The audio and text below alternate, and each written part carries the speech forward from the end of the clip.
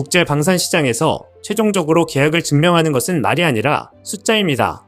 그리고 그 숫자가 실제로 움직였는지가 모든 판단의 기준이 됩니다. 폴란드가 한국과의 K2 전차 2차 이행 계약 과정에서 보여준 행동은 이 점을 가장 노골적으로 드러냅니다. 최근 폴란드는 약 21억 달러, 우리 돈으로 약 3조 원에 달하는 선수금을 실제로 집행했습니다. 이는 폴란드가 한국을 어떤 위치에 두고 있는지를 분명히 보여줍니다. 이 선수금은 계약 규모의 약 30%에 해당하는 금액입니다. 방산 계약에서 결코 가벼운 비중이 아닙니다. 더 중요한 점은 이 자금이 가능한 시점이 아니라 선택된 시점에 지급됐다는 사실입니다. K2 전차 2차 이행 계약이 체결되던 당시 계약 구조상 수출 금융 계약은 정해진 기한 내에만 완료되면 되는 형태였습니다. 즉, 폴란드는 굳이 서두를 필요가 없었습니다. 그러나 폴란드는 이 기한을 끝까지 활용하지 않았습니다. 금융 계약 절차를 스스로 앞당겨 완료했고 그 결과 선수금이 계획보다 이른 시점에 지급됐습니다. 방산 계약에서 선수금은 단순히 먼저 주는 돈이 아닙니다. 이는 공급국의 생산 라인, 납기 일정, 기술 인력 배치에 직접적인 영향을 미치는 신호입니다. 선수금이 조기에 지급될수록 공급사는 해당 계약을 우선순위에 올릴 수밖에 없습니다. 다시 말해 돈은 물건만 사는 것이 아니라 시간을 사고 확실성을 사며 위험을 줄이는 도구입니다. 폴란드는 이 구조를 정확히 이해하고 활용했습 이번 K2 전차 2차 이행 계약은 단순한 추가 물량 구매가 아닙니다. 계약에는 K2GF와 K2PL 전차 180대뿐 아니라 교량 전차, 군안 전차, 장애물 개척 전차 등 계열 전차 81대가 포함됐습니다. 여기에 기술 이전, 탄약, 예비 부품, 후속 군수 지원까지 패키지로 묶였습니다. 특히 TPL 전차의 현지 조립 생산 구조는 폴란드 방산 산업을 단순 하청 수준이 아니라 실질적인 생산 참여자로 끌어올리는 설계입니다. 이 구조를 가능하게 만든 핵심은 금융입니다.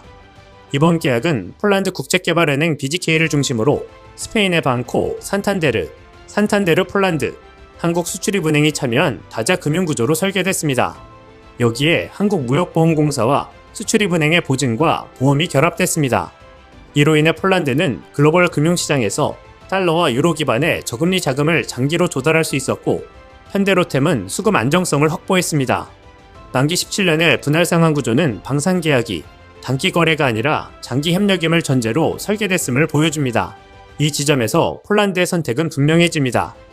폴란드는 단순히 성능이 좋은 무기를 찾은 것을 넘어서 금융, 생산, 운용, 정비, 현지화까지 포함된 하나의 시스템을 선택했습니다. 그리고 이 시스템은 이미 육군 전력에서 검증됐습니다. K2 전차와 K9 자주포 도입 과정에서 한국 방산이 보여준 인도 일정 준수, 운용 안정성, 후속 지원 능력은 단순한 가격 경쟁력을 넘어서는 신뢰를 형성했습니다. 폴란드는 이 경험을 일회성으로 소비하지 않았습니다. 이 신뢰는 이제 해군 전력으로 확장되고 있습니다. 폴란드 해군이 추진 중인 오르카 프로젝트는 이러한 흐름의 연장선에 있습니다. 오르카 사업은 약 3조 원 규모의 예산이 책정된 잠수함 도입 사업입니다. 여기서 중요한 점은 이 3조 원이 이미 지출된 금액이 아니라 폴란드 정부가 공식적으로 설정한 사업 예산의 범위라는 사실입니다. 예산이 책정됐다는 것은 정치적 구상 단계가 아니라 실제 도입을 전제로 한 실행 단계로 진입했음을 의미합니다. 오르카 프로젝트의 요구 조건은 명확하면서도 까다롭습니다. 발트의 연안 방어에 그치지 않고 유사시 지상 목표를 직접 타격할 수 있는 능력을 요구하고 있습니다. 이를 위해 수직 발사관을 통한 미사일 운용, 30일 이상 장기 자막 능력, 특수부대 투입과 회수를 지원하는 구조가 필수 조건으로 제시됐습니다. 단순한 방어 자산이 아니라 억제력과 공격력을 동시에 갖춘 전략 자산을 원하고 있다는 뜻입니다. 이러한 조건을 충족할 수 있는 후보는 자연스럽게 제한됩니다.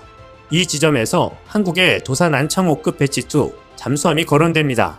수직 발사관을 갖춘 재래식 잠수함이라는 점, 공기부료 추진 체계와 차세대 배터리를 결합한 장기 자막 능력, 이미 실전 운용을 통해 축적된 경험은 폴란드의 요구 조건과 정확히 맞물립니다.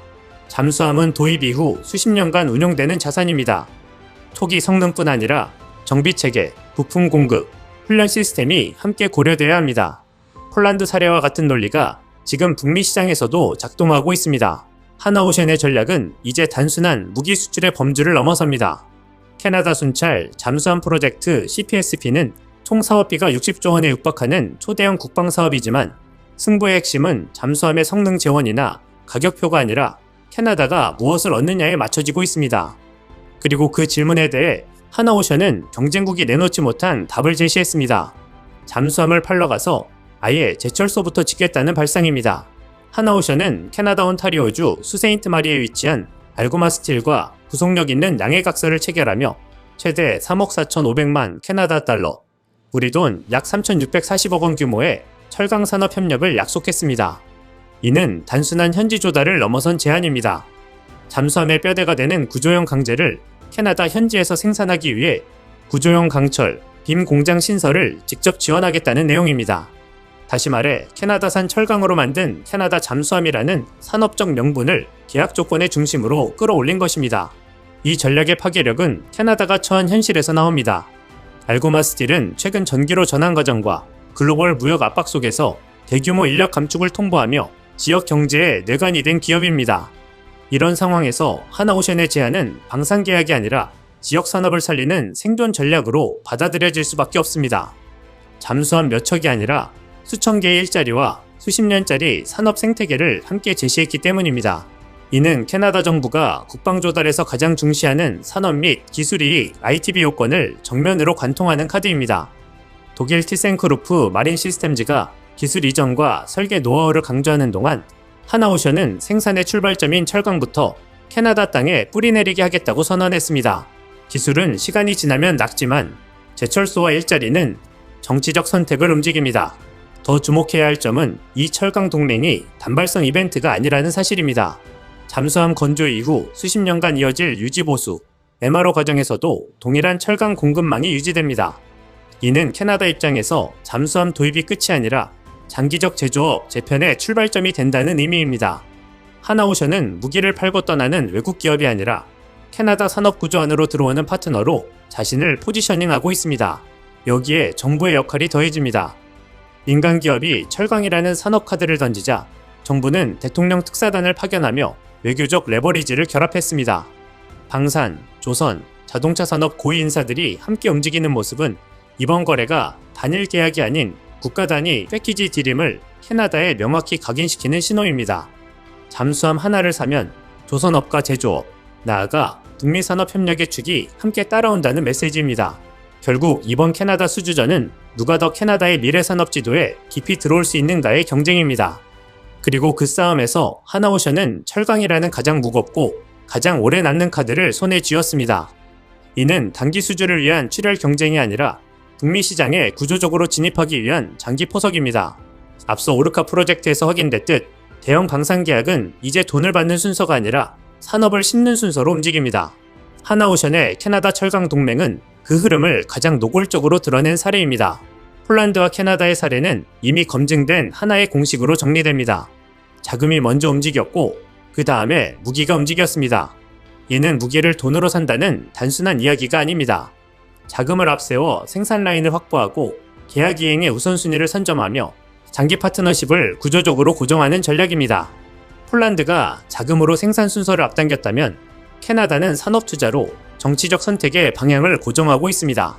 폴란드는 육군 전력에서 이 공식을 검증했고 해군 전력에서도 같은 방식을 적용하려 하고 있습니다. 방산 수출은 더 이상 무기를 파는 사업이 아닙니다. 시간을 팔고 신뢰를 팔며 산업과 전력의 미래 구조를 함께 설계하는 사업입니다. 폴란드와 캐나다 사례는 이 현실을 가장 직설적으로 보여줍니다. 그리고 이 두 사례는 한국 방산이 이미 경쟁의 변두리를 벗어나 계약 구조 자체를 설계하는 위치에 올라섰음을 보여주는 기준점입니다. 이상 시온TV였습니다.